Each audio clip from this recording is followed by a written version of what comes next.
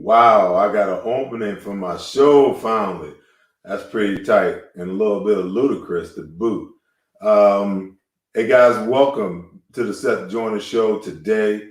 We're gonna dig into everything NFL. We're gonna dig into our Philadelphia Eagles, where they are, what they need to do to turn the corner with this team at this point in time, even through COVID, even through all the injuries that they've enduring. And, I had the quarterbacks on, I had the linebackers on, I had the wide receivers, you name it. But today's show is special because, I get an opportunity, to talk to some guys that played on the back end, legendary guys in the franchise history of the Philadelphia Eagles. First of all, this first gentleman needs no introduction. Everybody knows him straight up as B-Dog, Hall of Famer, Philly icon. My brother, thank you for your time. Thanks for joining the Seth Joyner Show tonight. My pleasure. And that was, listen, that was legit. The intro was legit. It was legit. We just got to get that little pink band off of there. That's we're gonna work on that. But and also joining me, listen, this guy, you talk about transforming yourself in a myriad of ways. Not only did he transform himself as a football player, but now he's the executive vice president of football operations in the NFL, former Eagle great Troy Benson. Troy, thank you for joining us tonight, my man. Thanks for having me. Anytime I can be in the presence of you and Mr. Dawkins, it's a tremendous honor. Well, I tell you what. Well, listen, this is going to be interesting because there's already, a little bit of conflict going on. Troy's nicely dressed, got on a dress shirt and looking and a sports jacket, looking executive. And B-Dog, we know he gonna eat weights every day. He look like he's just coming from the gym. And before the show even gets started, y'all getting on each other about y'all's attire. What's going on?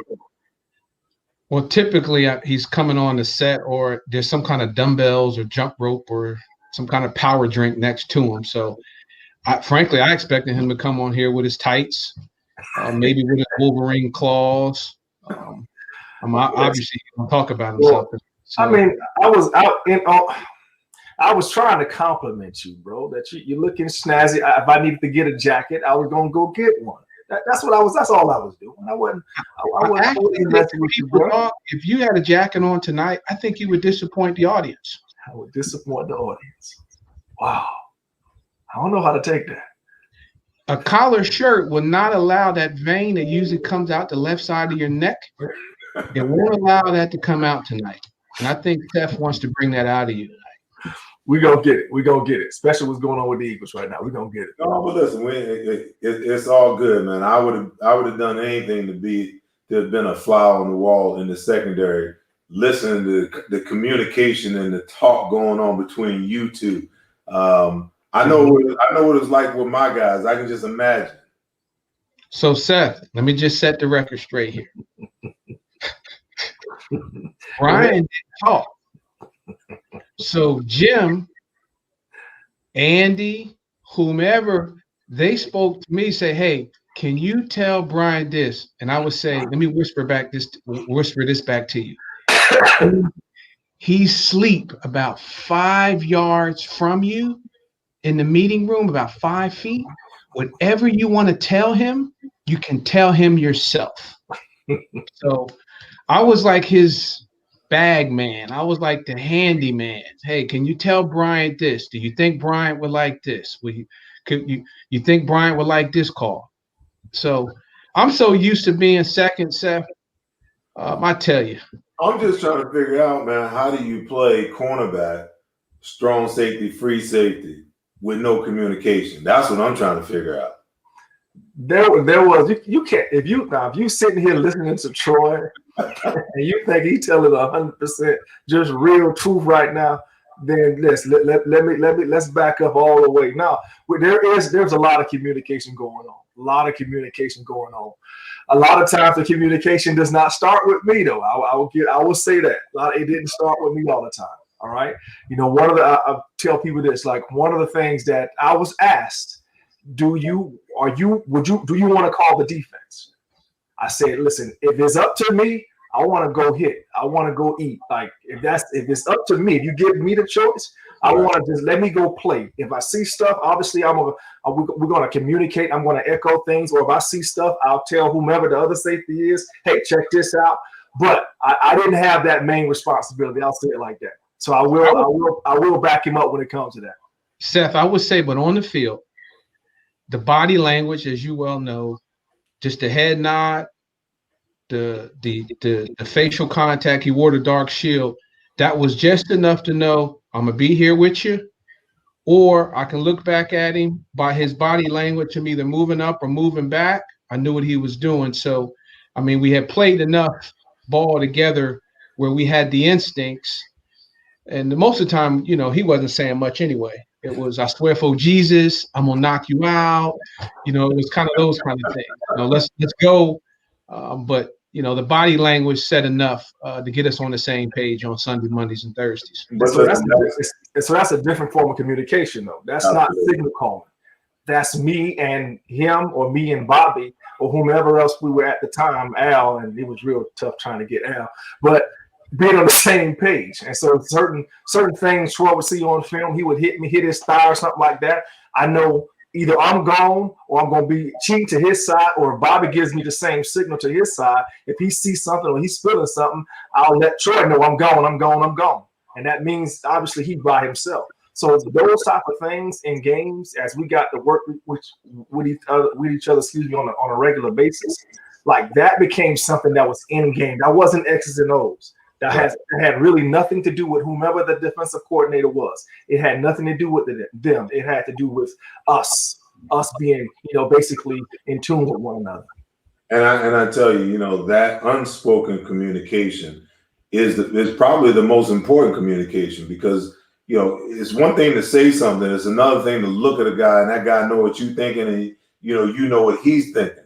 That's where you've arrived as a defense, as a unit, when you communicate like that. Now you still got to talk. I mean, especially for us as linebackers, we behind you. We got to hear what you're saying. Right. And then we got to communicate to those guys that got their hand in the dirt, because they got tunnel vision. But there's a lot of times, where you just turn to your guy that you're working with and you just give him a head nod, or you just looking at him. He already knows what you're thinking, and you know what he's thinking. And that's the ultimate communication, in the game of football, when you're talking about especially defensive play. Oh, for real. Go ahead, T. Well, I was just going to say, and very seldom you ever saw, frankly, us putting our hands up saying we don't know what to call it. It's like that. When I watch the game today, when I see, you get emotion or some kind of, let's say, exotic formation, people start moving and you may have to change your call. When you see somebody throw their hands up and looking back towards the middle of the field, that means he doesn't know the call. He can't hear the call, and something's bad about to happen. Very seldom that ever happened. We always were at least on the same page. Whether we agreed with the call or not, we knew it was very seldom where we weren't on the same page, where people didn't know, where they need to be aligned or where they need to be by the snap of the ball. Yeah. Go ahead. Brian. And I'll say this, man, like that took a little time. Like that first year, especially when I was a rookie, and I'm seeing a whole bunch of Bay-Dog cheese all over the place. Yeah, I'm jumping some stuff, right? And so it took some time for me to get on the same page with veterans. Like Troy had been in the league for a while. Bobby, he was a second year guy when I got there. So it took me a little while to get on the same page with those dudes. But when that happened, like the communication was so crucial in us having the success that we had. And I tell people this all the time. Sometimes I would look to the left and to the right after the snap as I'm doing my pedal back, and both corners are fighting the dude on the line of scrimmage. Seriously. And so I'm like left to just roam and go play football a whole lot of time. So like that was a blessing for me, being a young guy, to have guys like that on the outside doing what they do. And then both of them are students of the game when it comes to technique is concerned. I learned a whole lot from both of them dudes about technique, or especially Troy when it comes to, playing man to man and, where your eyes are and all those things. And to have that, to grow up in that as a football player was extremely important for me, because I was able to then, after they left, to then share that and then move that to other guys. So the same way that I communicated with Troy and Bobby, it's that same relationship I developed with Lido and Sheldon and all those other cats down the road. Now, since we got two guys that played in the defensive secondary, let's talk a little bit about the technique in the game, the fundamentals of the position, and how the game has changed for a secondary player from the time that you guys played to the present. Because, listen, I played, with some great defensive backfield guys. I've seen those coaches from those days coach those guys on how to play the position, things to do that helps you. When I watch the game today, I don't see the little small details that I'm sure was around, when you guys played for Jim Johnson. Little small things, Troy, like, getting up and back. Pretty much when a guy lines up on a wide receiver now, he's pretty much locked at whatever depth. You very rarely see guys get up and get off, and then up, moving inside, moving outside, because the quarterback he's trying to figure out, okay, what's your alignment? If you line up outside and 4 yards off and outside, he knows he's got the slant all day long, especially if you got a single high safety. He's going to take that all day long, But if you line up inside, making the quarterback think that that's where you are in the last minute, you move out. Now you're playing games that the quarterback can't account for from an alignment standpoint. And, even safety-wise, you see safeties, they get stuck in the middle of the field in single high sometimes, B-Dog, and their eyes are looking at the wrong things, and you wonder why and how certain plays happen. To me, there is a technique and fundamental deficiency in young players today, and a lot of that derives from how they're being coached and the level of coaching that they get. I just think back, I had so many great coaches. I played for Buddy Ryan and Wade Phillips and Bud Carson and Jeff Fisher and Fritz Shermer. I mean, the list just goes on and on. So you get to draw on all of that knowledge, but I'm just not so sure today that these players in the secondary are getting the skill sets taught to them necessary for them to realize their potential and be the best that they can be at their positions. Doc, you want to begin? No, go ahead, T. Well, Seth, you nailed it, and I think that's a choice. And I was raised in my football journey. I was always told that skill beats talent, in particular when talent's not willing to work.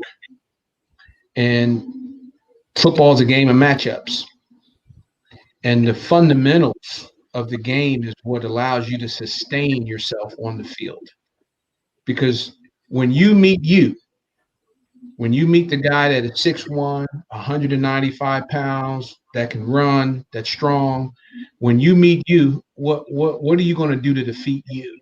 And it comes down to skill. It comes down to being a student of the game, understanding what people are trying to do to you inside of your scheme.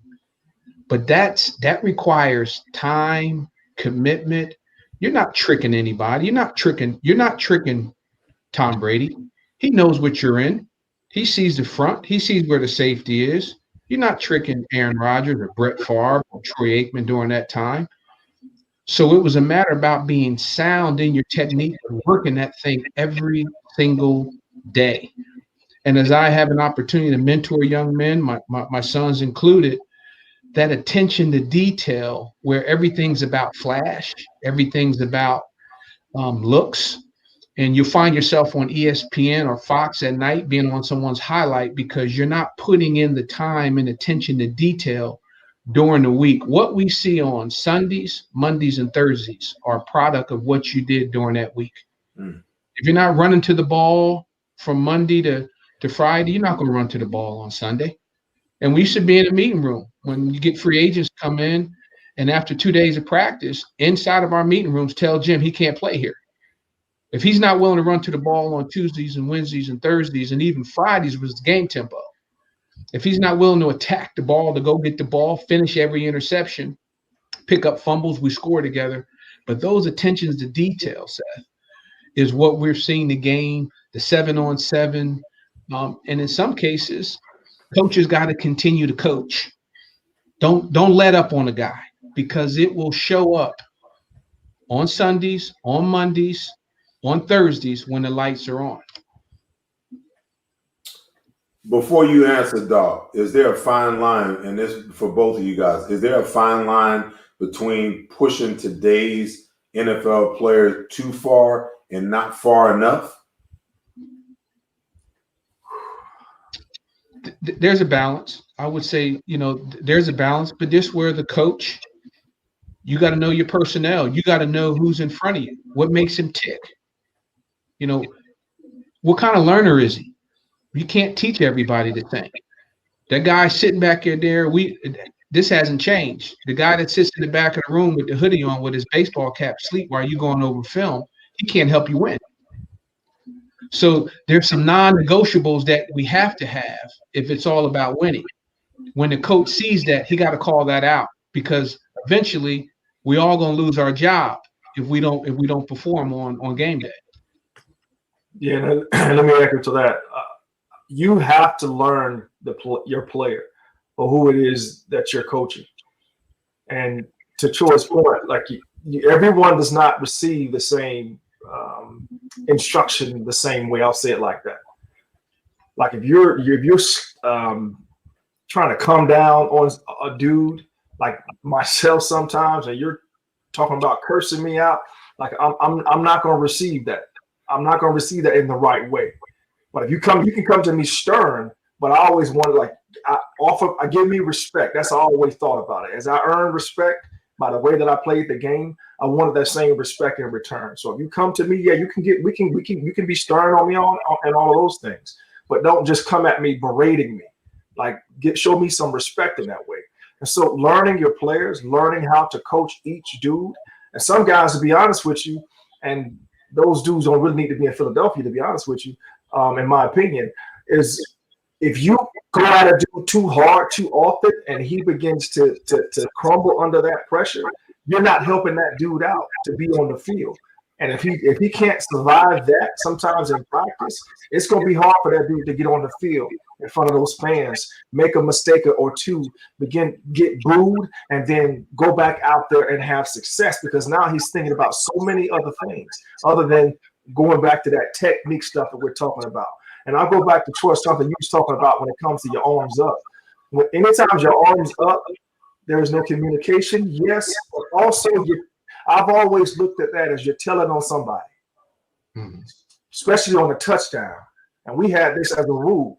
If someone scores on us, if that's, for instance, Troy, he's out there and he's slips and falls on a dude, I run over there late, and the dude catches a touchdown with me in the picture, or he catches the ball on me. I'm not looking back at Troy with my hands up like, what happened? No, that was on me. I'll eat that.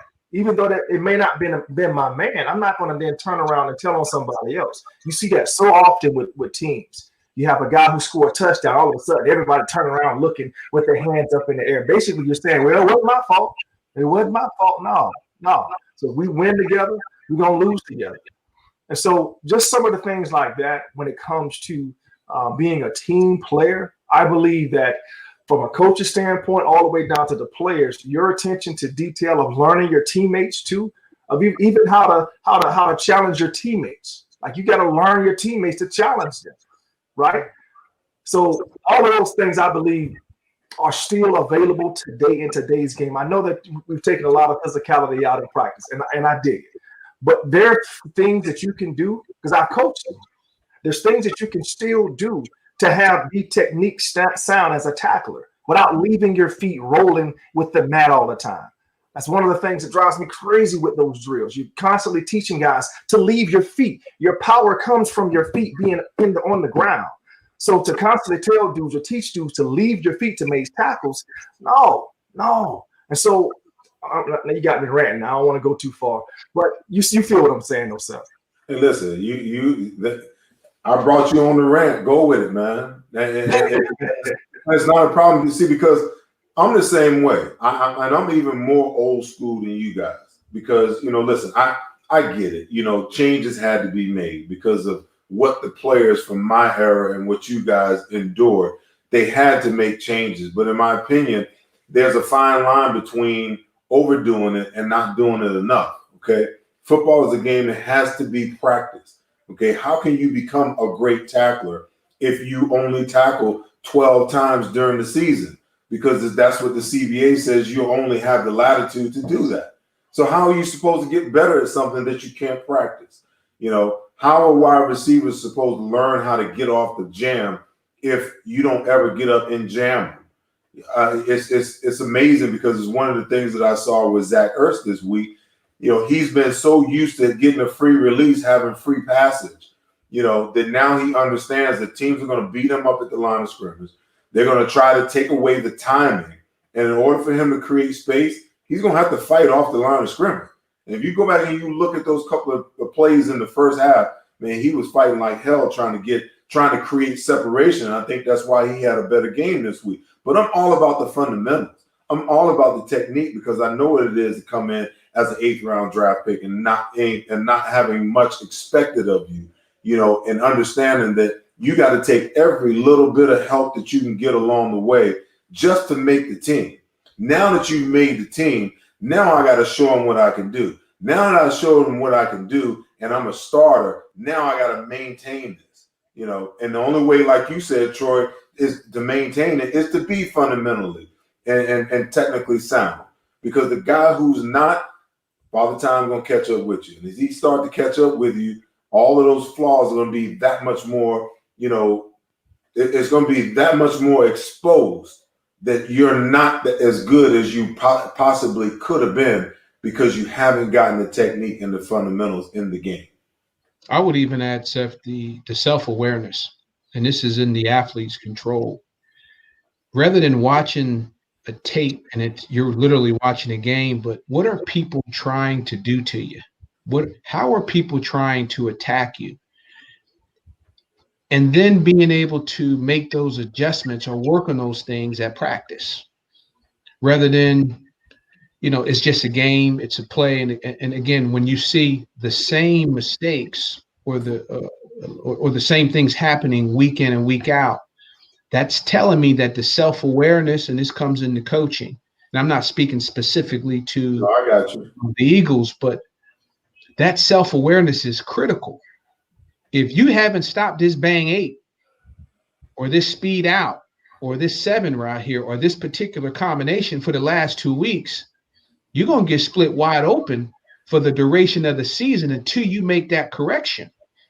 If they see you coming in there with a wrong shoulder, you're going to be eating that every single week until you stop it. But if you're not evaluating yourself to say, I got to cut that off or someone's going to send me home, it's critical. And that's so important for you to be, I would also call it being extra hard on yourself when you critique yourself. Like not waiting for the coach to find something to critique you on, for you looking at the film yourself to find things on top of what they find. There are times that your coaches sometimes don't bring you things that you see on film if you're being honest with yourself. If you're really being honest with yourself and not just giving yourself a pass. Like I got to the point where the things that the coaches were telling me or a newspaper will write about me, like y'all not even talking about the things that I see. I see so many other things. And so to your point, Troy, to make sure that those loopholes are canceled, because once you open that wormhole, so to speak, you're going to continue to get tested and tested and tested until you get rid of that. And then that opens you up to so many other things when you're not just handling that thing. So like the attention to detail for guys, and they're not just on the field, but even off the field, dealing with, tickets and all of those things. Like it's so important to have yourself a game plan, to your point, Troy, to understand what you need to do and then correct those mistakes that need to be corrected, not just keep them up under the rug and hope nobody sees them. How did you guys learn how to be professional? Because when I came in the league, it was imperative, and it's still imperative to a lot of players, in my opinion, but they don't get it. I had like G Cobb, was the veteran in the locker room, the veteran linebacker when I got to Philadelphia, and he took the young guys under his wing and he taught us how to watch film, and, he advised us on what to do, what not to do.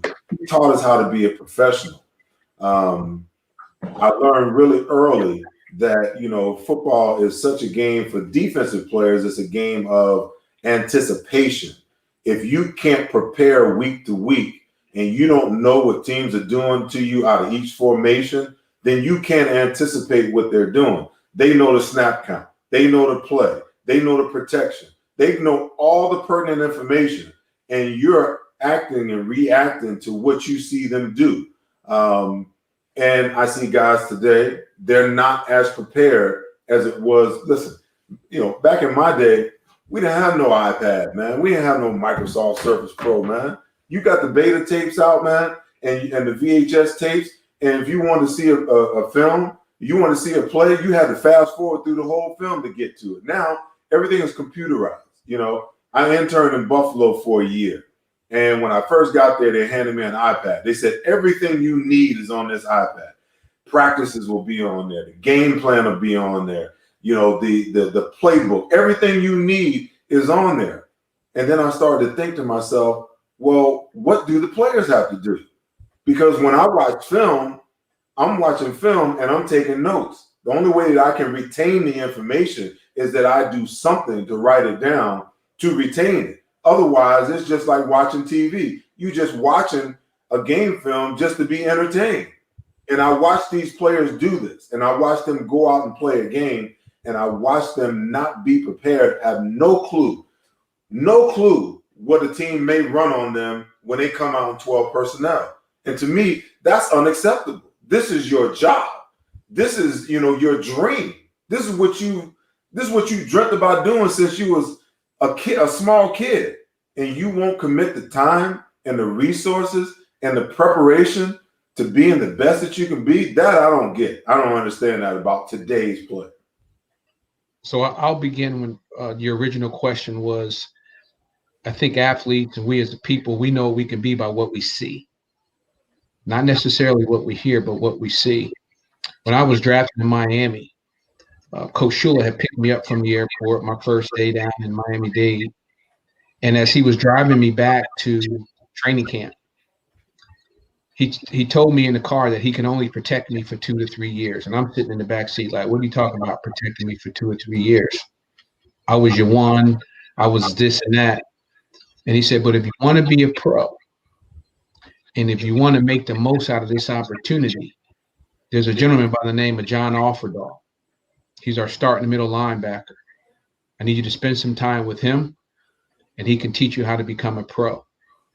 And it was John Offerdahl who my very first day at lunch, he pulled me to the side, and he said two real simple things.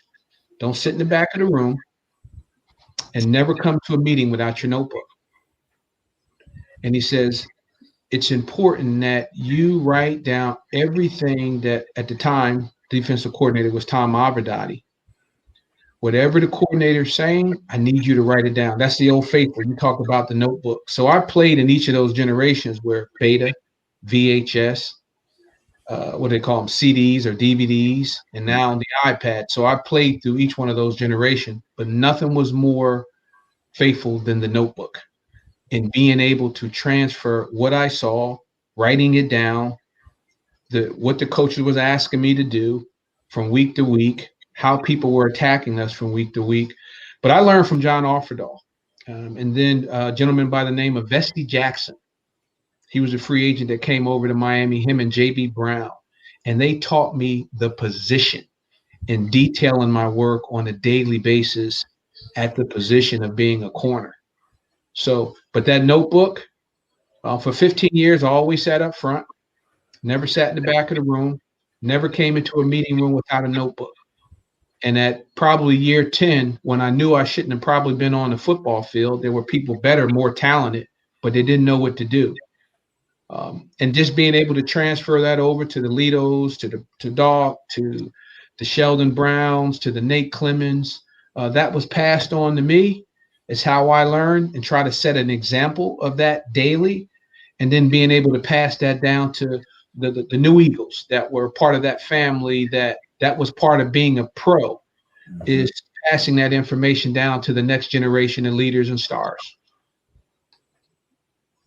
And that's the way it's done, right? What you just heard, and I learned so much from watching Troy and how to be a professional. Coming in, this young cat from Jacksonville, Florida, watching him, how he handled himself. He just told you some of the cats that showed him the ropes. Also, Emmett, set me down, helped me learn how to truly watch film, how to truly watch film. And I'm watching how Mike Zordich back in the day, how he studied and how he knew the game plan inside and out. Matter of fact, Emmett would give him the game plan sometimes to tell him to poke holes in it, before he presents it to us. That's how Tim much. Hawk was the same way, B. Say again? Tim Hawk. Yeah, Tim. That's what Tim. Same way when it came to when Jim got there, Tim knew the game. He knew, Jim's defense. So he was the same way when it comes to understanding the defense. And going back to your point, Seth, when you know the defense, and then you can go study the film the right way, your athleticism and what you really can do just shines, because you're not thinking. You're just reacting and you're anticipating. And when you react and anticipate, like, that's when them big plays happen. That's when the interceptions, because now I can understand the formation, understand the situation. I've seen things on film. I've taken those notes that you guys are talking about. Now I can jump that. I can take an educated guess that they're going to do this specific route, and I'm going to jump it in this case. And so these are the type of things that begin to happen on a regular basis when you first understand that it's so important to do those little things, to sit down for hours at a time to watch tape, to not just watch tape and just look at it. No, to take notes, how many times they've done that out of that formation. And now you can, to your point, Seth, they give you those things now. This is how many times they run this formation. This is what they run out of that formation. But there's other details that you still can take notes. I'm a visual dude, right? I love to watch things, but I love to write things still to this day. I still have pencils and pens all over the place because I still write down stuff because it helps me to retain information. And so to understand that my safety position is a little different than corner, obviously, because they're on the expressway, but some of the details that I would watch Troy do help me in my man-to-man coverage, because at some point I'm going to have to cover. Matter of fact, I did a whole lot of covering in the slot when I first got there. That's one of the things that Emmett had me doing. So watching Troy, how he detailed his work, helped me to create how I can then expand the safety position the way that it is now played today. And the other cat was William Thomas, watching Willie T, watching how he studied tape. We would talk about things. I would watch and listen to him when it comes to the linebacker's perspective. So all of those things helped me to be a well-rounded player, not just a safety. I was good at cover. I had techniques there, and then I had understanding because of the linebacker situation. If I got in the box, this is what to anticipate. These are the things to look for. So that's how you go outside of just what people tell you. Now, we're talking about the coaches. The coaches can only give you so much. They'll only give you so much. I don't just go by what the coaches tell me. You can't just go by what the coaches tell me, because they only have so much time in a day to spend with you. You have so much more time to go and do things on your own. And the student of the game, the true student of the game, love that quiet time spent by themselves studying the game or studying their opponents. Seth, speaking of that, I spent an average of an additional 30 to 40 hours a week outside of practice time watching tape. An additional 30 to 40 hours during that week of game preparation outside of what the coaches were, what we were meeting with inside the meeting room and after practice, just to get a feel.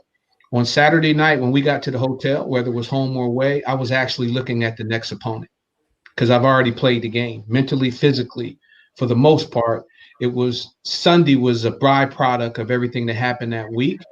I was looking at coaches used to come into the meeting room either on Saturday night and watch me watching cut-ups, come in the room, and even on Sunday morning if it was a late game, I was watching the next opponent because I had enough. I knew what they could and couldn't do on the current game. So, but again, that's a choice that the player has to make. What kind of time he's willing to commit to perfect his craft.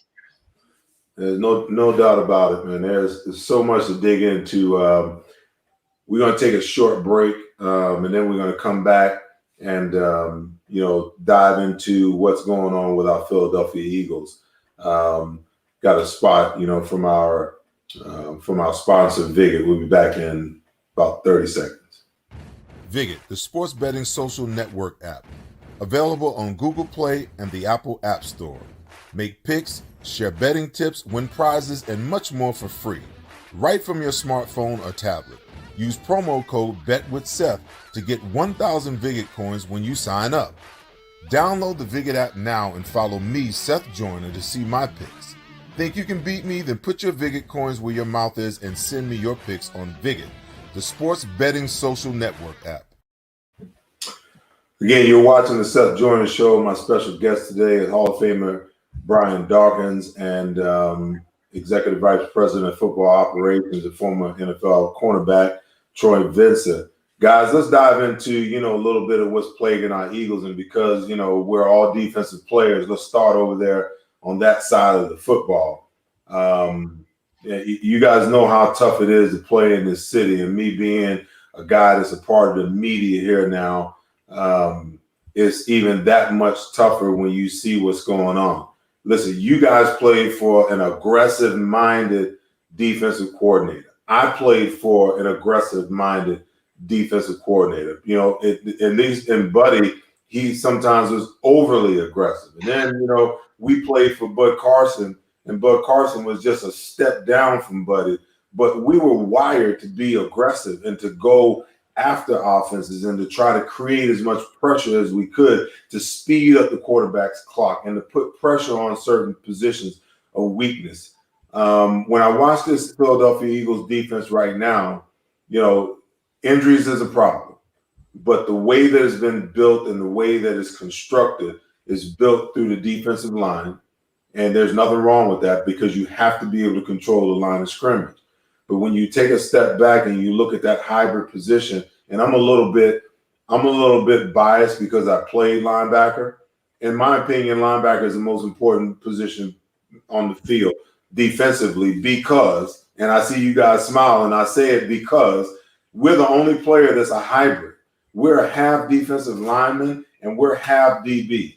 In the passing game, we got to interact with y'all. In the run game, we got to interact. And go ahead. Y'all be getting in the way. We getting in the way. Okay, until you get a big running back that rip through the middle of the line of scrimmage or get around the corner and he on you and you got to tackle him, then we ain't in the way. Like, hey, get that guy taken care of now. Do your job, man. Tackle it. A funny story. So the first Pro Bowl I play in, I'm starting and Dion is starting on my side. Okay, so you guys remember Big Marion Butts? We're going through warm-ups in the Pro Bowl, and they're throwing swing routes to Marion Butts our way in warm-ups. And Dion, he comes up to me and says, hey, man, don't let him run that corner now. He was a full-grown man.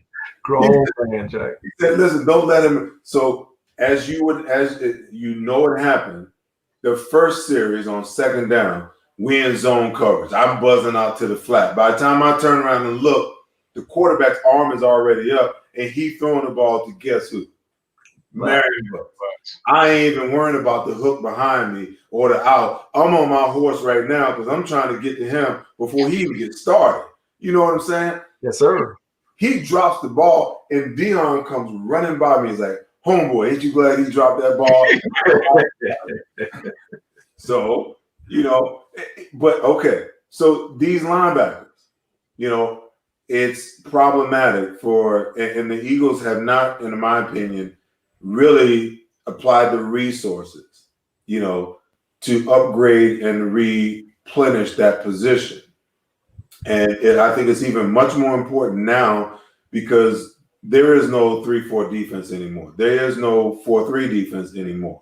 You are basically a 4-2 front dictated by the personnel that offenses are putting on the field with their 3 and 4 wide receiver sets. So you got to have at least one linebacker that's multifaceted. So even when you go and dime, you and leave that guy on the field, he's got to be able to do it all. The injuries have decimated, the DB position. But you guys know as well as I do, it's Philadelphia. We'll talk about it, but don't nobody care. Your opponent don't care that you beat up and hurt, because everybody's beat up and hurt. So the cry now is, people want Jim Schwartz's head on the platter, and listen, you're talking about a guy who just won the Super Bowl a couple of years ago as a defensive coordinator. But in my opinion, he doesn't fit the mold of a Jim Johnson. He doesn't fit the mold of a Buddy Ryan, of a Bud Carson, of a Ray Bob, a guy like that, just aggressive. You know what I'm saying? That's not Philadelphia-ish. And people are like up in arms about it. So Dawkins, let me start. I think Schwartz, he's doing with the best with what material he has to work with. Mm-hmm. Now, they did something that none of us did. Right. They wanted, and he was a defensive coordinator. And when you look at what that team was doing during that championship run defensively, they were doing getting after the quarterback. They were, creating turnovers. They were getting off the field, more importantly, on third down. It's the same, basically the same system. I'm not sure outside of up front, maybe minus one or two players. They're just a different team just due to the personnel that they have on the defensive side of the ball. The injury piece, to me, that's just conversation. Everybody has to deal with injury. The next guy up, and that's the mentality. It's always been that way. It always will be. The attrition of injuries will always happen in the National Football League. But I've always been a fan of Schwartz. I think there is an aggressive.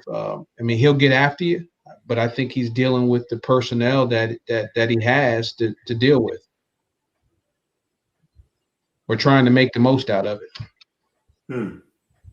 Yeah, and when I look at that defense, it is based off of one thing, and it's that if the defensive line is winning, they will have a lot of success. And you would say, well, that's the same everywhere, but it's different when you line up what you're going to wind up in. I'll repeat that. When you align what you're going to wind up in, you tell everybody in the stadium, including the quarterback, this is where we're going. And that's one of the things that frustrates me when I watch them, because you don't have that personnel that to do that, to show everybody this is what we're in. We're coming. Or we're not coming, we're going to rush these four down, and we're going to play man to man. We're going to play single high, beat us. We don't have the guys that can do that. And my opinion, when you don't have the dudes that can do that, the guys outside of the cornerback position, they start trying to just survive instead of thrive. Instead of looking to jump stuff or play stuff, they're just trying to survive the doggone down to get off the field. And that's no way for anyone to play. So one of the frustrating things for me watching them is they don't move around. There's little to no disguises. And that's frustrating to me, because that helps everybody. And I know you say you can't fool everybody, but you can fool somebody. You can give them a second look, make them make a second and third look to the defense you wind up in instead of lining up in it. Again, if you're playing at a high clip on the defensive line and you're winning your battles on a consistent basis up front, that's different. But when you're not, I just don't see that immediate or that change to be aggressive in those games. Now, in the next game, he will usually come back and be more aggressive and blitz in the next game.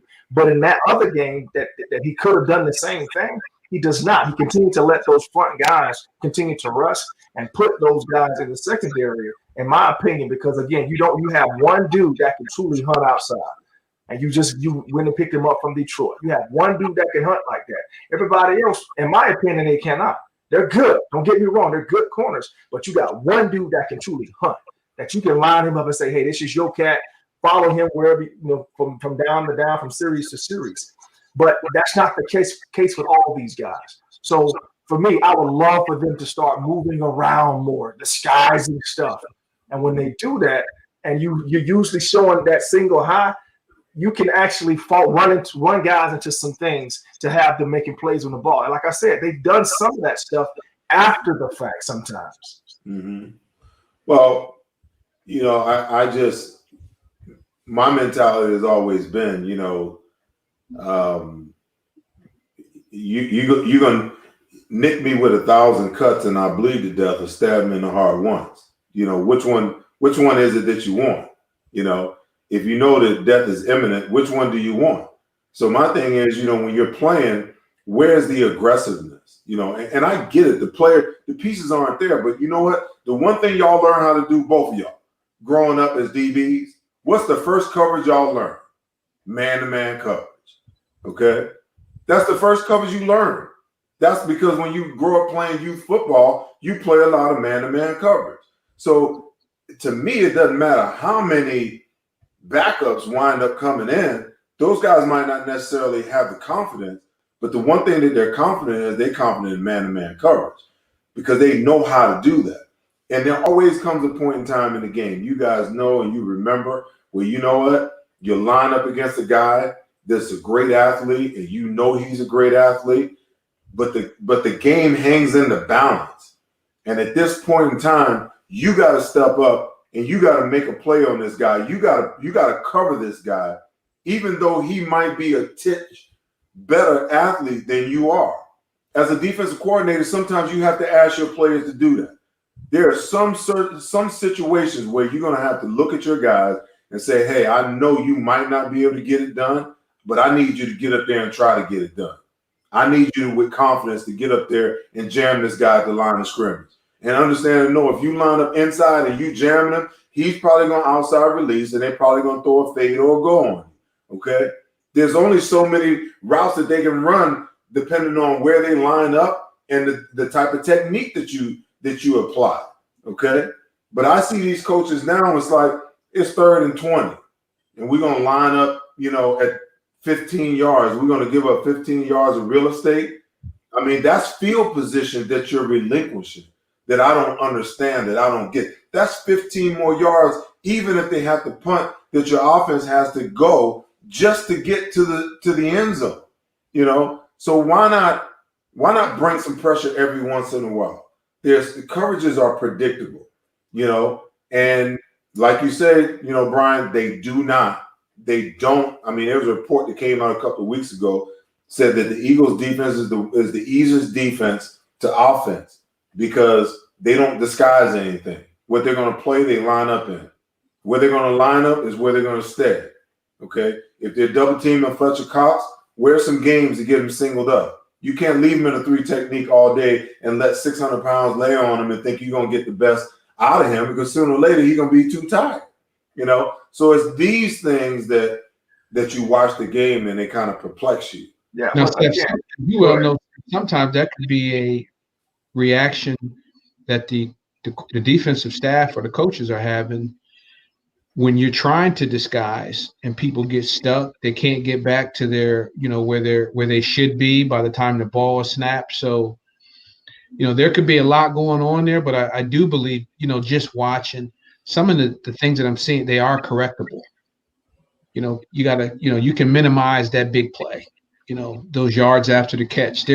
Minimize those explosive plays that we've been seeing kind of week in and week out for at least the first few weeks of the season. That's just a matter of detailing your work. As we would say sometimes, hey, live to see another down. So keep that big ball off you.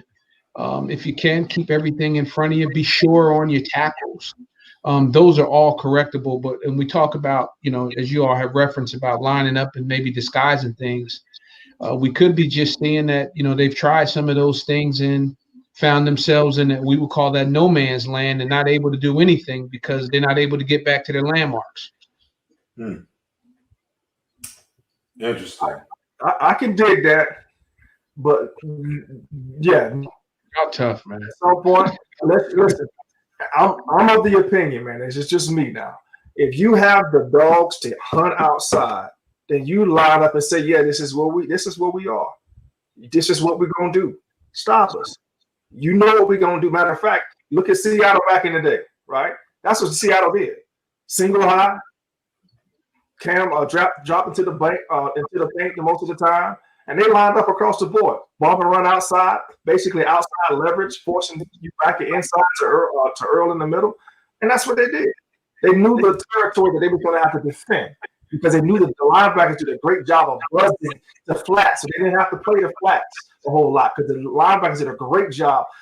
So when you have that across the board, you have a D line that hunts, linebackers that buzz and that can cover ground, and then you have DBs that can hunt in the back end, then you can do that. But when you don't, you can't continue to put them in that situation.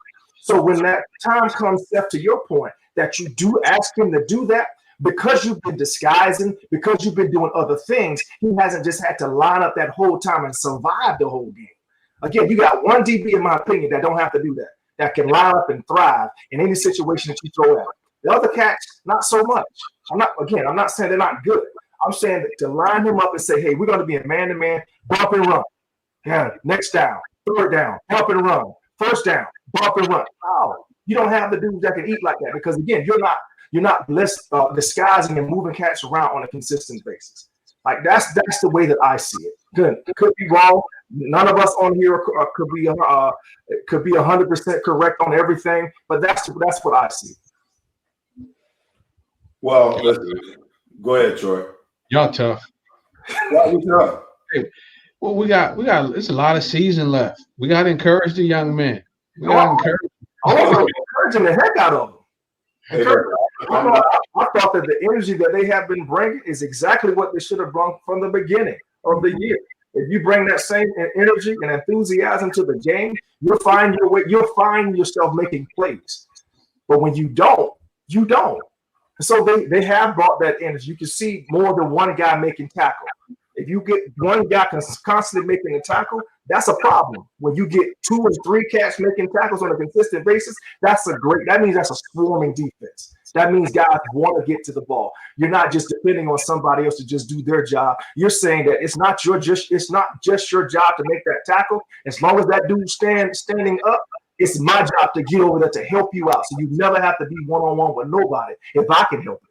So that's the mentality you got to have. And if you got that type of mentality, you'll find yourself making plays. You'll find turnovers that happen. But going to film study, you got to go to the next level. Tackles aren't always good enough. And you see, who was that I was watching? Matter of fact, the Ravens, they kept talking about the Ravens all the time. Everybody punches at the ball. It's not just the Ravens that can punch at the ball. Like, that should be something everybody does. If you're the first dude in, and if you know the dude uses the ball for balance when he's making moves, punch at the ball. And if he's the second dude in, it should be a fine by the defense if you don't punch at the ball. That's the type of stuff that I'm talking about. Because what that does is that tackle becomes a turnover. It's not just a tackle. Yeah, congratulations. You get a tackle on first down. He gained 5 yards. That's second down. But if you punch the ball out on first down after that 5 yards, your offense got the ball. And then moving it the other way, that's a turnover. So that's what I'm talking about. Taking that thing to the next level, not just doing your job. Taking that. See this craziness? Yeah. This is the craziness, man. You get back to the sideline. Everybody made a good play. This joker running down the sideline like a jackrabbit. Like, hey, man, calm down, relax. Ain't good enough.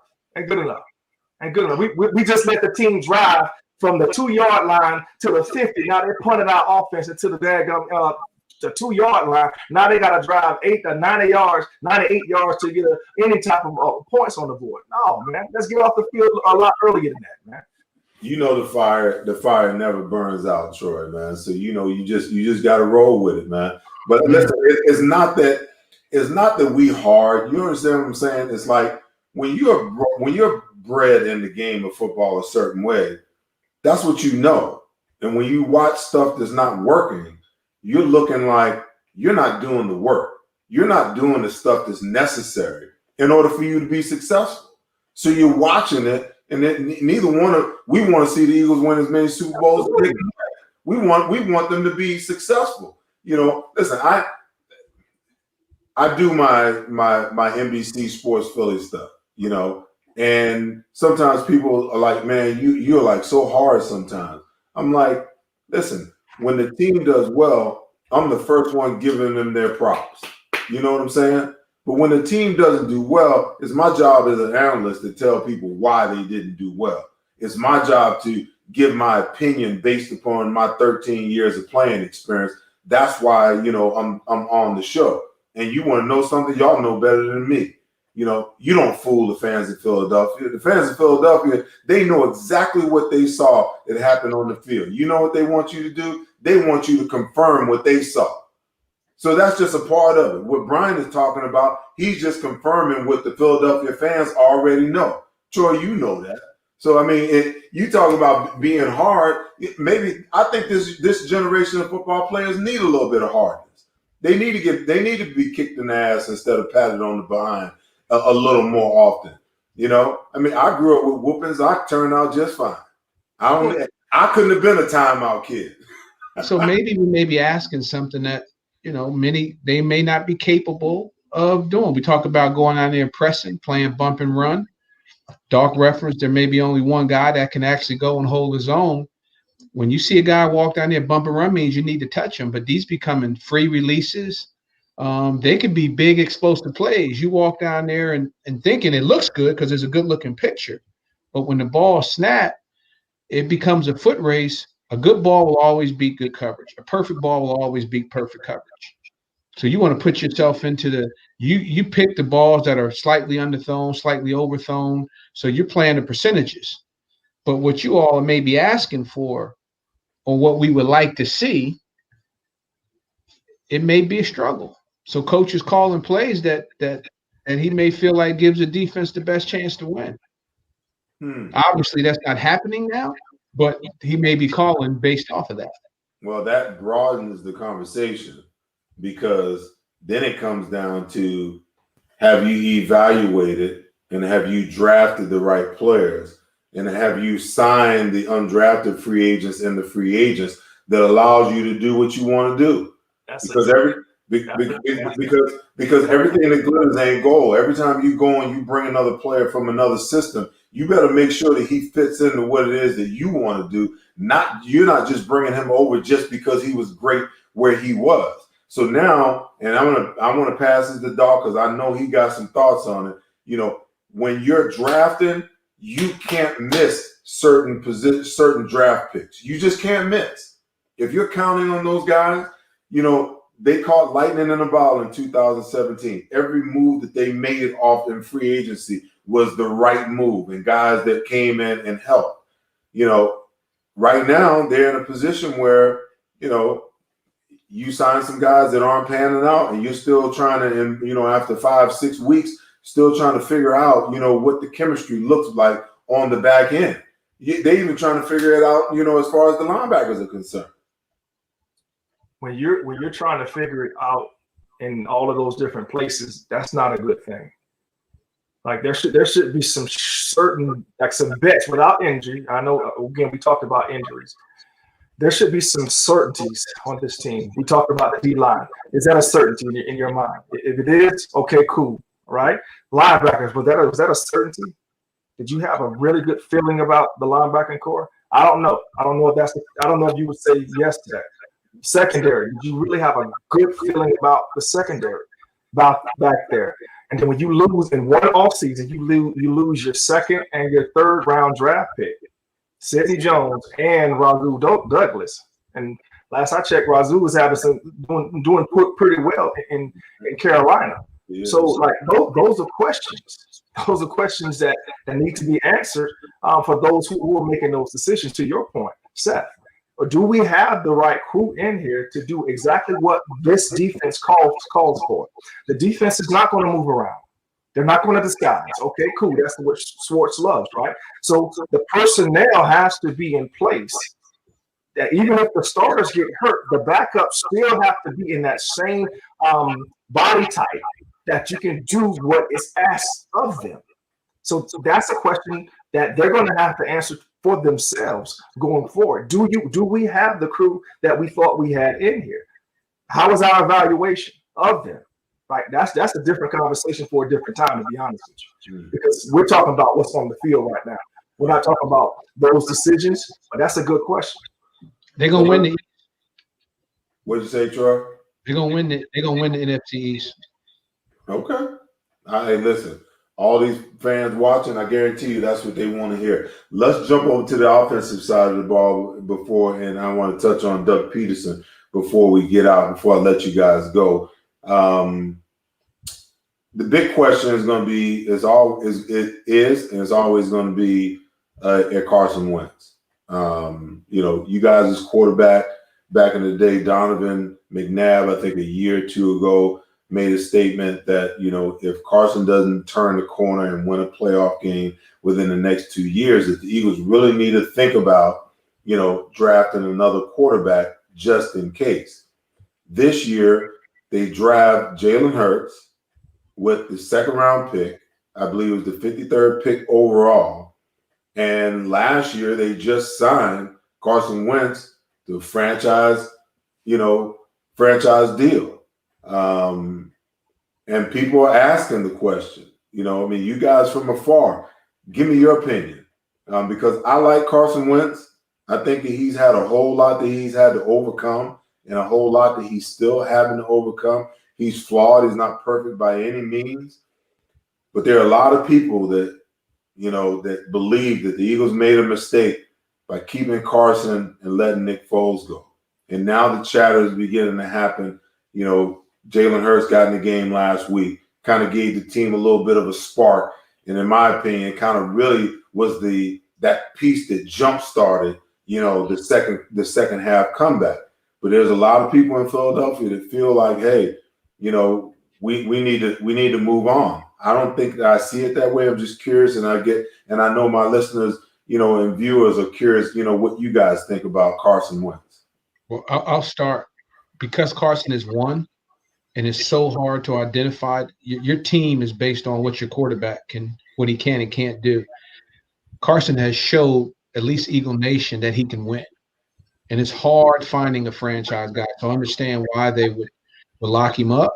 I think obviously he's still young, he's still maturing. You put some tools around him, he's effective. There's still some development there, but because of what he showed, he was in MVP form, 48 months ago. I mean, less than 24 months ago. Those signs and flashes showed me that we can win Eagle Nation can win with Carson. I like to pick with Jalen. Why? Creating competition. And you can't have enough, at least your, 1-2 quarterbacks. That's a necessity in the National Football League. So I like what he brings. Jalen has some ways to go, some development there too. But I do believe, to answer your question, I do believe because he's shown us that we can win, that Carson can take this team to where it needs to be. Yeah, I mean, Carson is a quality young man, first of all, and he's a fighter. He does fight. I think Carson tries to do too much, too often. And sometimes when you try to do too much, when you try to be perfect, you're far from perfection. We're not perfect anyway, but when you try to be perfect, you even hurt yourself even more. So the consistency of his passes early in the season, especially the specific things that he was doing, throwing the ball inside on a breaking route, getting interceptions and all those things. That's timing. Are they working on enough timing, or is he just late with the throw, or is he believing in his arm strength so much that he can just get it there? Those are questions. Again, that goes to that searching, that goes to watching film and having someone critique you that you can trust to critique you. Sometimes those conversations won't be all cushy neither. Like sometimes some people need to talk to you in stern manner if need be, right? And so he is a phenomenal quarterback when it comes to that. But again, I think he's trying to do too much, and they ask him, in my opinion, to do too much too often when you have a running game possible. Like you have, I know he's hurt now, Sanders. I know he's hurt now, but you have a running back that can run the ball. Like when you have that fast ball that can run the ball, then all that other stuff happens. Now So, Dog, to that. Go ahead. So think about this, dog. Think about the tools. Yeah. It goes back to what tools are you working with? When you look at what we used to say was, who's the triangle? Yeah.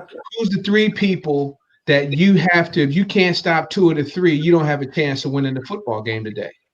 So when we just look at who's the triangle, you got Zach, you got Sanders when he's healthy, but who's going to threaten you? Who's going to draw double teams or require a double team? What 2 people will require that? Right now, it's your tight end. So when I think about that, I think about where Carson is based off of what we saw. And I think about his tools that he had during the championship run. I look at the tools that he's working with today. I think we got to factor all those things, and not an excuse. We do. But you have an all-star quarterback that's limited with options. You do. Now, to your point, I love Jalen Hurts. Love him. I think with some time that he can be a quality quarterback. We're talking about the lack of tools that this team has. And you spend your second round pick on a quarterback that will not play right away. I didn't understand it when it happened. Like I was blown aback when that happened. Because we're talking about on the offensive side, some of the things that are missing there, but even on the defensive side, we talk about linebackers. You got things that are, not there. So like that's a question to be asked. Why would you go out and do this when all of these things are lacking? So now we can't get into the season now and all of a sudden say, well, he doesn't have anything to work with. Well, we had an opportunity to do that, and we took someone in the second round.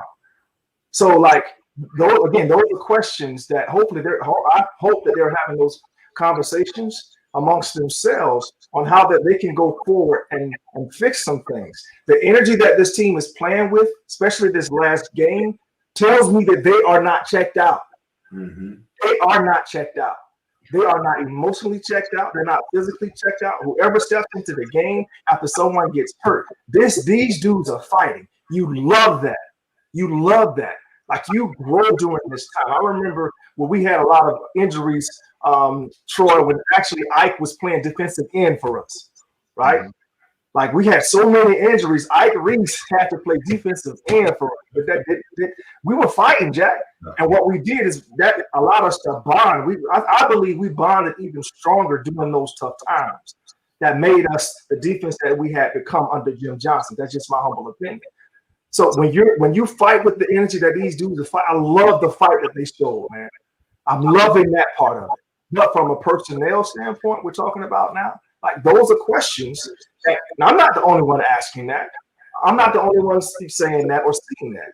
It just surprised the heck out of me that you would spend a valuable pick. Think about the second rounders that this team has gotten in the past, right? Not just myself, but it's a lot of dudes that they've gotten dudes now in the second round. But you spend that on a quarterback. That's a huge question mark, man. That's just me. That's just me. So Seth, look at what we saw when they went out west. They beat a good San Francisco 49ers team on the road. We know it's tough to win when you're traveling out west. And then to come back, last week showed us that game got away. Everybody thought it was completely over. And they fought, which tells you they're not giving up on the head coach. No. They're not giving up. So that energy, it's the challenge I think most of us are having is we're not sure what team's going to show up. Mm-hmm. So we see flashes, and we're just the lack of consistency is bothersome. And in the city of Philadelphia, it is completely unacceptable. No doubt. Like that, it is. If you got beat, and you need to be in front of that mic talking about, I did not play well. We got to get better this week. So those things are unacceptable, just based off of what we saw just a few years ago, holding up that Lombardi trophy, and now looking at where we are, it's we've tasted as we would say, we tasted the gold, and I think that's the bar that's been set moving forward. Well, I want to get to I want to talk about the wide receiver position because you guys had a front row center seat with the whole Donovan T.O. situation. And this is even not even about that, but we all know that quarterbacks have to have talent around them at that position in order for them to be successful. In my opinion, it's a testament to Donovan's greatness that he had the kind of career that he had without having the major weapons at his disposal. So when you look at Carson Wentz and the Eagles, they've had a tough time over the years trying to draft viable wide receivers that could be long-term solutions, not only for Carson's, but fixtures, in this organization with J-Mac. They missed on Ortega-Whiteside. They missed on, I forget the kid name from North Carolina that they cut last year. That was off injured. Their first round pick this year hurt his thumb. He's on the mend.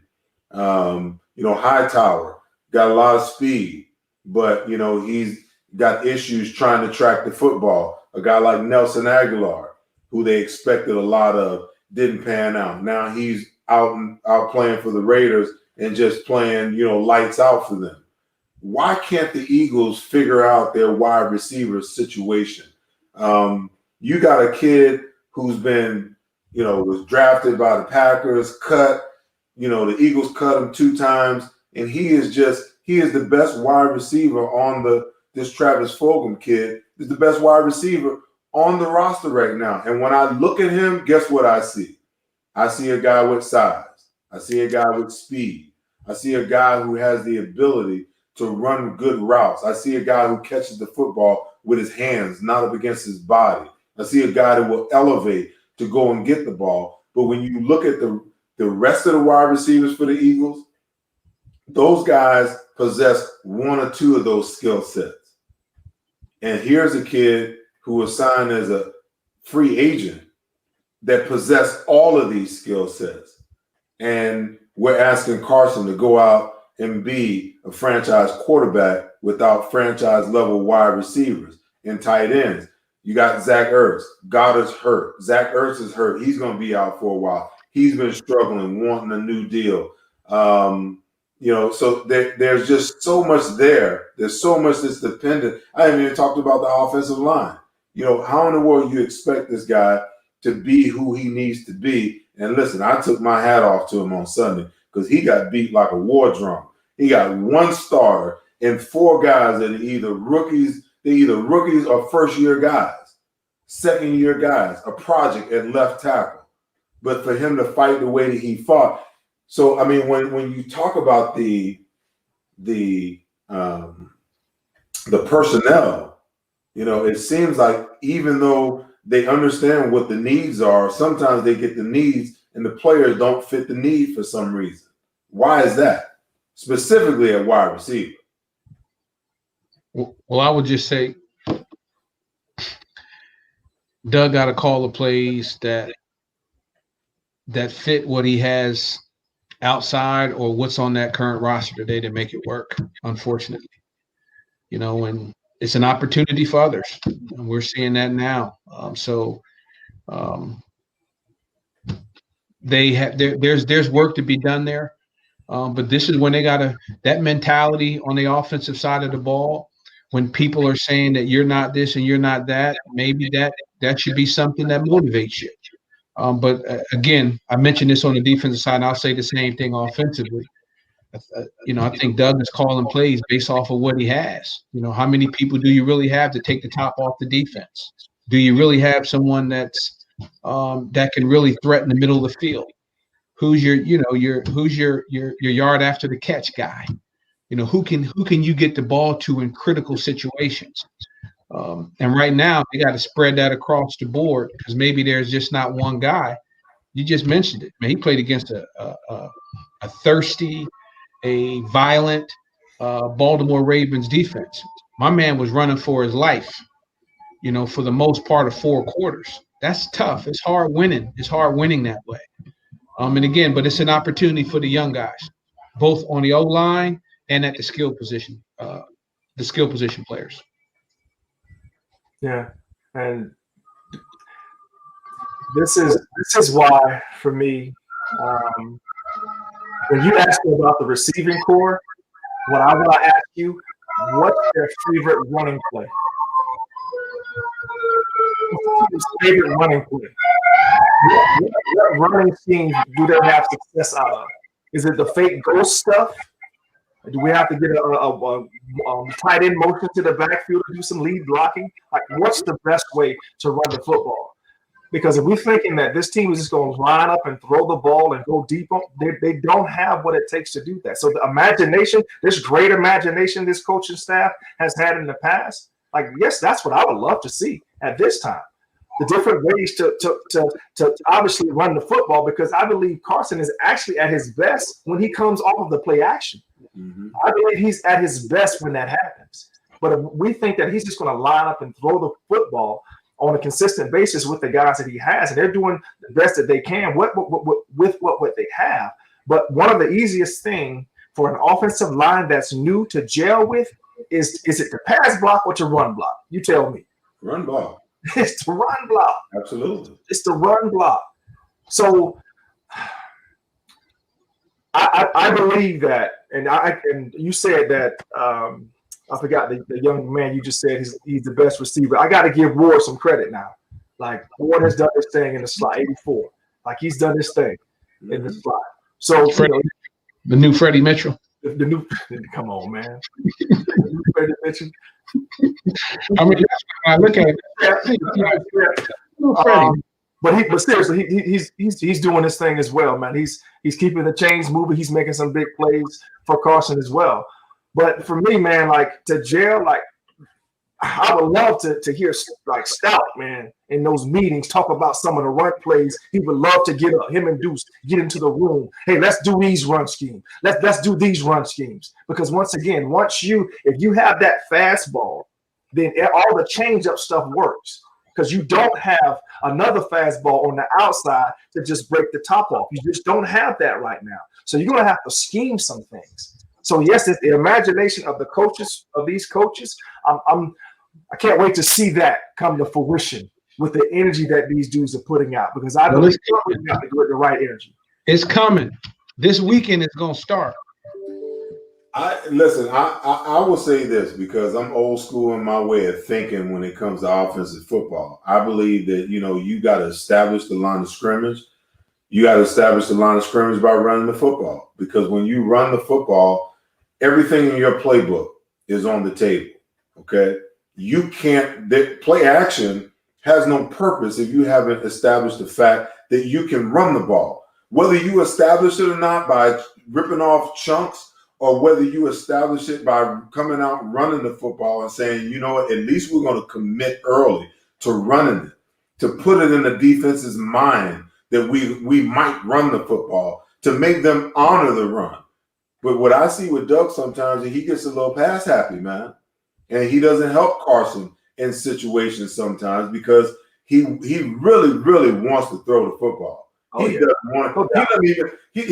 even want to run the ball with Miles Sanders. He would rather throw Miles Sanders a swing route or a route out of the backfield than for Carson to turn around and hand it off, because he really wants, he's a former quarterback, he wants to throw the ball. And sometimes I see, to Carson's detriment, listen, when they gave up 8 sacks, early in the year, to the Washington football team. And I'm like, my goodness, man, help this dude. Help this dude. But check this out. Even when you're saying that, even in the Super Bowl year that we won the Super Bowl, what were we doing at the line of scrimmage with LeGarrette Blount? Were we not pounding people still? Did we not have that option to still pound people when the pass wasn't working, or we didn't want to go to the pass, or to just grind out a game at the end? Did we not have that option available? So we established that even in the midst of we're throwing the ball as much, right? Like, not everybody will have a Kansas City team of last year what Andy had, right? With all those, 4-2 guy here, 4-1 guy here, 4-2 guy here. You're not going to have that all the time. So for the rest of the NFL, needs to establish some type of a run. So that's why I continue to fall back to that, to your point. It's to establish that run, allow that young line to gel by doing some creative stuff, running the football. And then off of that same look, then come up with some passes to be able to get it to some of the guys that you do have that can get down the field a little bit. Troy, I tell you, what he's talking about and what I'm talking about is like, the dinosaur age. The new NFL football is this a passing league? It's a quarterback driven league. You don't know what you're talking about. More explosive plays come out of the pass game than it comes out of the run game. And I'm like, okay, that all sounds great, except for when the passing isn't working. You pass it on first down and then you pass it on second down. You have no other choice but to pass it on third down. And you've made yourself one-dimensional instead of allowing the defense, through hard work to make you one-dimensional. So when I'm sitting back and I'm watching this and I hear the chatter, he's so outdated. And then I watch the Kansas City Chiefs last night come out and have this young running back rush for 100 yards.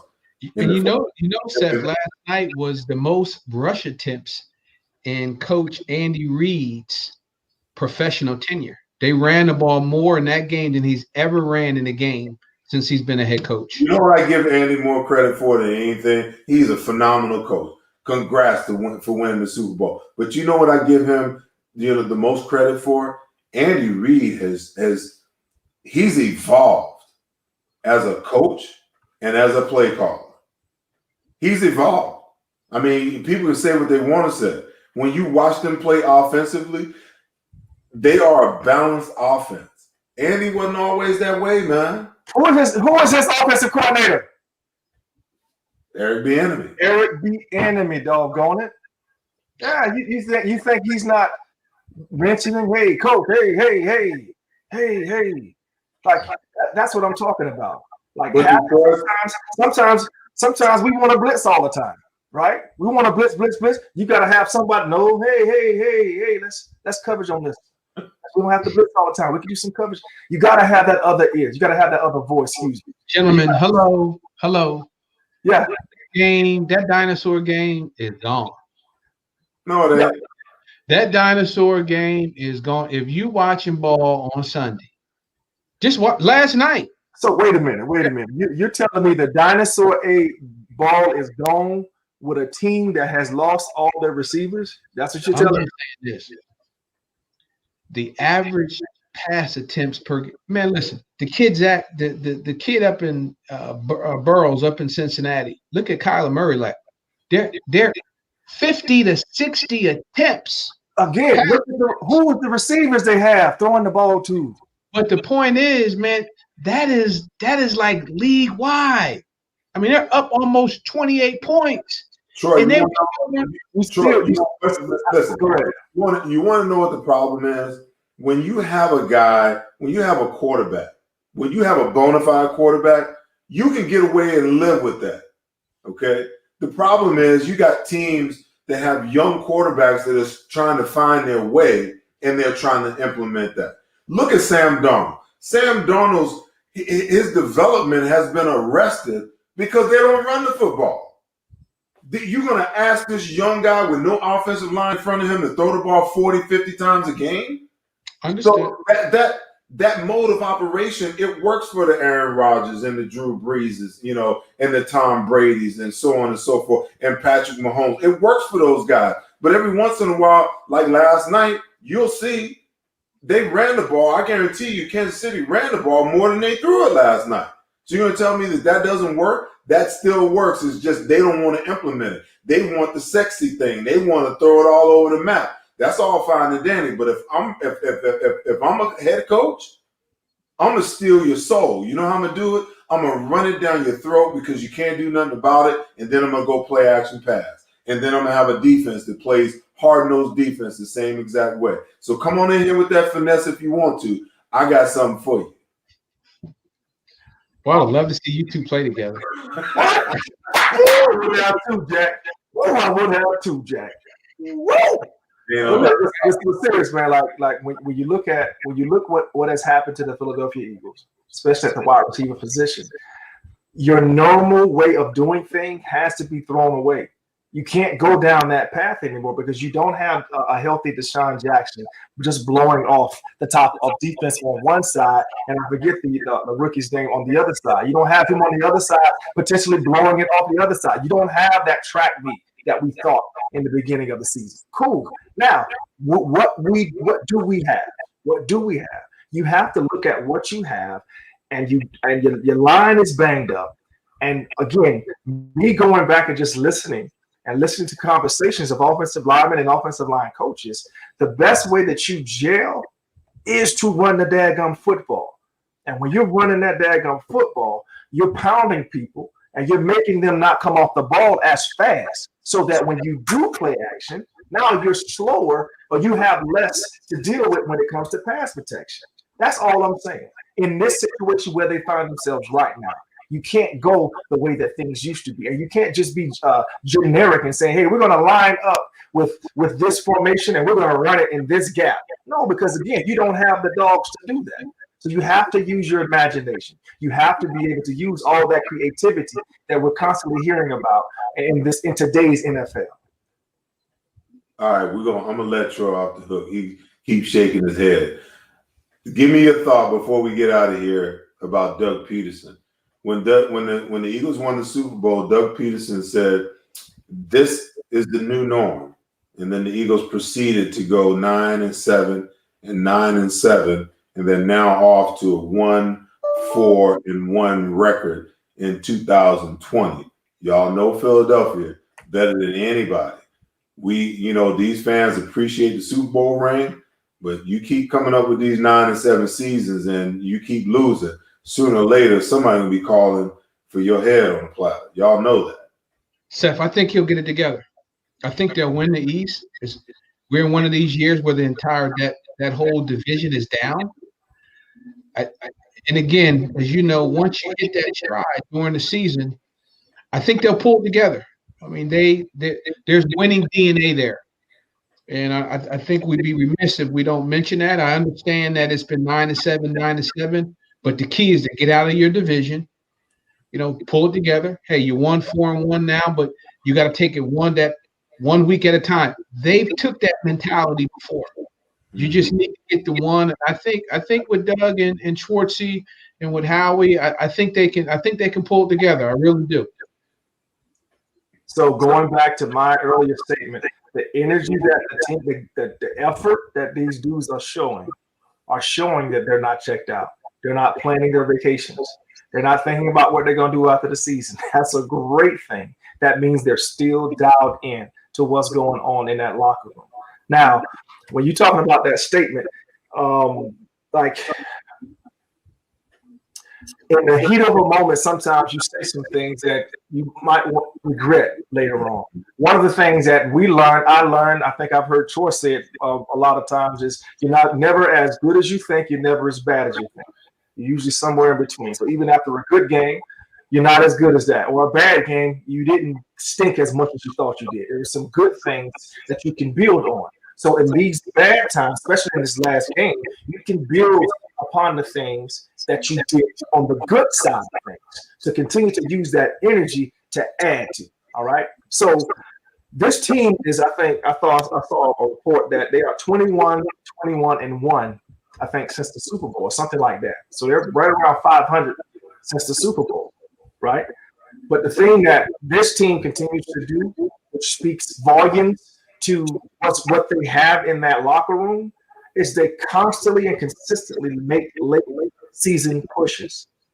So that tells you that the team is not checking out on the coach or checking out on each other. It's not just the coach. They're not checking out on each other. And again, that's a good thing. That means that they're growing and they're bonding potentially with one another, hopefully holding one another accountable along the way. Those are good things. Now, you can't continue to do that year in and year out, to your point. And so they'll probably have some conversations of how they're going to do things differently this offseason. And I'm to be honest with you, I'm hoping that evaluation is a part of that conversation. Mm-hmm. How are we evaluating these positions, the receiver position and the like, to make sure that the guys that we have in here will be here for long periods of time, just like your second rounder and your third rounder at the cornerback position are no longer on the team this year. No longer. So those are guys that you want those dudes for 8, 9, hopefully 10 years, double long time. I'll just use it like that. but they're no longer on the team. So now you got to find somebody else to plug a hole that you thought you had already plugged with a draft pick or money that could have been going somewhere else, right? So again, that's evaluation, man. That's knowing what you have and how to use what you have to make sure that you don't have to constantly go back and replenish that position over and over again. As we wrap, Troy, talk to me about, the COVID and how it's affected the season and how it continues to affect the season. You have teams from week to week that are having positive tests. They're having to shut down their facilities. Games are being moved around. How challenging of a year has it been at the NFL office? It's been challenging since March, Seth. Going into the off season when the pandemic, hit our communities. So, you talk about draft, you talk about once we left the combine, virtual off season, no preseason. And then this past week, as of last night, we completed a full, I think we have 14 games, so a clean slate. Then we had a couple of bumps. Week 3, where we had the Tennessee game, the Pittsburgh game, where we had to postpone that, which was played a week ago. But the environment is remaining flexible. I think there was a little bit of complacency that was set in after week 2, week 3, that, hey, we can do this. But the protocols that have been put in place, if we just adhere to them, that's the coach, that's the player, it gives us a chance to win. The goal has always been playing 256 games inside of the 17-week window. We still can do that. We lose options as we go further into the season, obviously, because bye weeks only run from week 3 to 13. So we've had to make an adjustment. We were able to move a couple games a day or two beyond the Sunday window, move another game a week beyond, where the New England, Denver, their bye week kind of matched up, no differently than we saw with Pittsburgh a couple weeks back with Tennessee.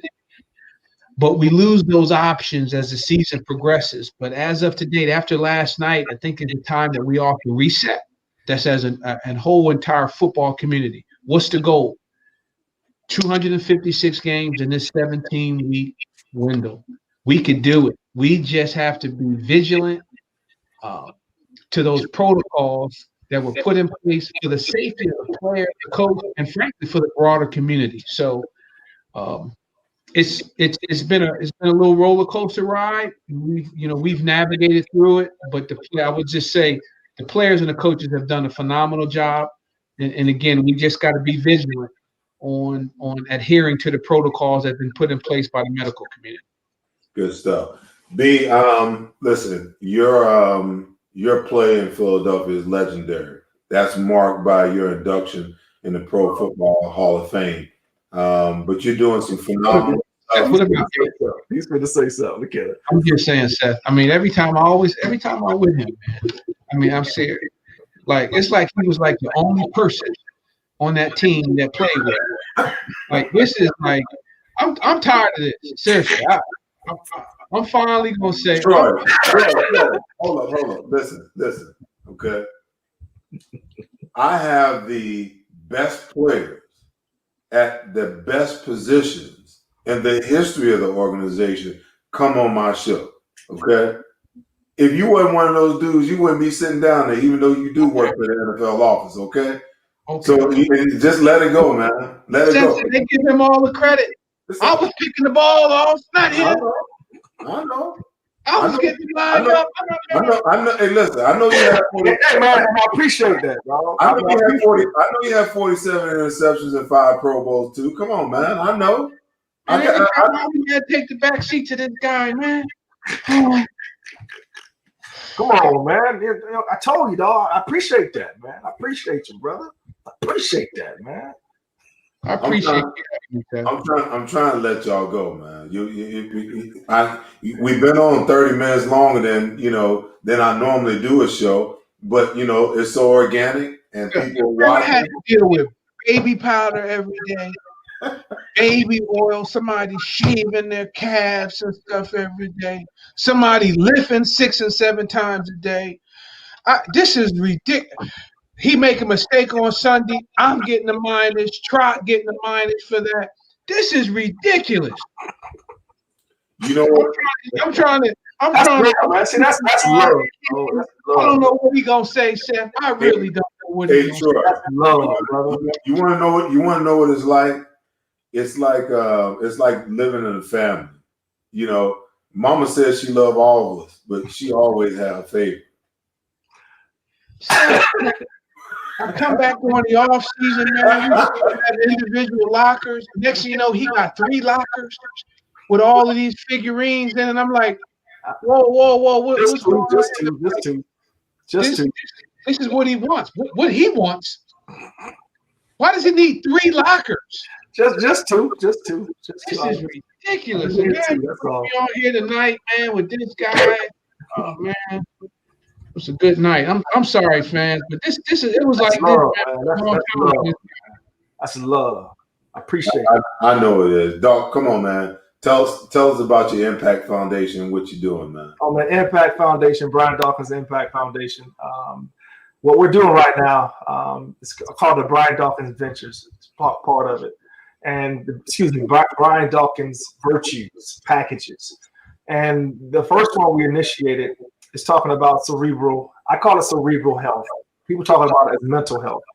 But what we've teamed up with Everfly is to give young adults the ability to have coping mechanisms to go with life, because we all have different things that go on in our lives, and to have things that we can do to help us to first of all understand what mental health is. We all have it.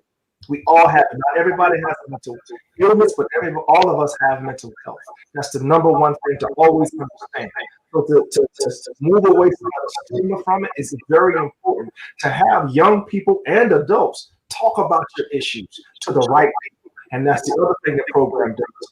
Gives you the avenues to have conversations with those individuals that can help you. First of all, it helps you understand if you need to get help. It helps you see in your friends if they need to get help, and then once again, how to get that help. So that's what we've done. We've reached over 700 kids there in Jacksonville when we first started the program, and I'm just so excited to see what we'll be able to do going forward with the help of people like yourself who are watching this. I didn't mention those same programs will be coming to Philadelphia as soon as possible. Okay, we had your flyer up with your website, you know, where you can go and donate to your foundation. Phenomenal work, Troy, man. Listen, much respect, man. Not only as a football player, but as a executive. Love the way you transform yourself and what you're doing. I am appreciative of you guys' time. I tell my guests every week that our time is our greatest asset. And I want to thank you guys for spending an hour and 40 minutes of your time with me on the Seth Joyner Show. I know my fans loved it. I knew they would. And I just want to thank you guys for your time. Seth, thank you for having us and appreciate all that you do. Hey, growing up in Trenton, New Jersey, when I talked about knowing what I can be by what I see, watching you and Reggie and that group and Eric, you know, really kind of transform the city. I thank you for who you are and what you represent. So thanks for having me. My pleasure. Yeah. And I echo that seriously. I know a lot of people talk about the defense that me and Troy were a part of, but before us, it was y'all. And y'all did y'all thing to a great extent. So actually, you guys set the bar of where we wanted to reach to be honest with you. Now, we wanted to be that type of dominant defense, not just on the field, but we can see the love y'all have for one another. You can hear it in interviews after the game, and you can hear it on the football field. You can see it, on the football field, the way that you congratulate it and party. I call it party. The way that you party with one another on the field. So you guys set the bar, man. So I appreciate, again, like Troy said, the player that you was and the man that you are, brother. Appreciate that. Hey, man, listen, much love and respect. We out of here.